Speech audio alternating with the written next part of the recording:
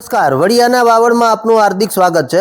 અમરેલી જિલ્લાના વડિયા કુકાવાવ તાલુકાના મોટી કુકાવાવ ગામે આરએનબી વિભાગની ખુલ્લી ગટર નિર્દોષ લોકોના મોતની રાહ જોતી હોય તેવા દ્રશ્યો જોવા મળી રહ્યા છે। વહેલી સવારે એક કાર 10 વાગ્યા આસપાસ આ ખુલ્લી ગટરની અંદર ફસાઈ હતી અને તેમાં બેઠેલા લોકોના જીવ તાળવે ચોંટતા જોવા મળ્યા હતા। ત્યારે આ બાબતે કુકાવાવના સરપંચનો સંપર્ક કરતા તેમણે જણાવ્યું હતું કે આ ગટર ગ્રામ પંચાયતની નહીં પરંતુ આરએનબી વિભાગની છે અને આ બાબતે અમે અગાઉ એને રિપેરિંગ કરવા માટેની આ ગટરને ઢાંકવા માટેની જાણ કરી હોવા છતાં આજ દિવસ સુધી આ પાંભર તંત્રએ કોઈ કાર્યવાહી કરી નથી।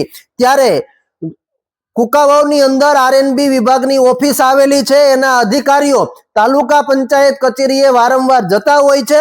ત્યારે આ ગટર શું તેમને દેખાતી નહીં હોય કે શું આ ગટર એ નિર્દોષ લોકોનો ભોગ લે ત્યાર પછી જ કુકાવાવનું આરએનબી વિભાગનું તંત્ર જાગશે કે શું?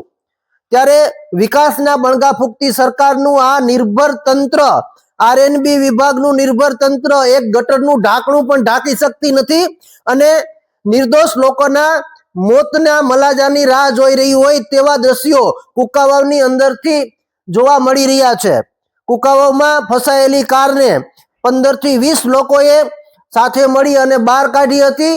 ત્યારે આ દ્રશ્યો ઉપરથી આ તંત્રની કામગીરી ઉપર અનેક સવાલો ઊભા થતા જોવા મળી રહ્યા છે। ત્યારે અમરેલી જિલ્લાના વડિયા કુકાવાવ તાલુકાના મોટી કુકાવાવ ગામે આરએનબી વિભાગની ખુલ્લી ગટર જ્યારે નિર્દોષ લોકોના મોતની રાહ જોતી હોય તેવી મુખ્ય રોડની બાજુમાં આ ખુલ્લી ગટર અકસ્માત સંભવ ક્ષેત્ર બની હોય તેવા દ્રશ્યો જોવા મળી રહ્યા છે। અહીંથી પસાર થતા વાહનો ક્યારે આ ગટરની અંદર ખાબકે તે કશું કહી શકાય એવી સ્થિતિ નથી, કારણ કે મુખ્ય રોડની પાસમાં જ આવેલી આ ખુલ્લી ગટર જ્યારે વાહનો પસાર થતા હોય ત્યારે તેની અંદર કોઈ અકસ્માતે ખાબકે તો નિર્દોષ લોકોના જીવનું જોખમ રહેલું છે।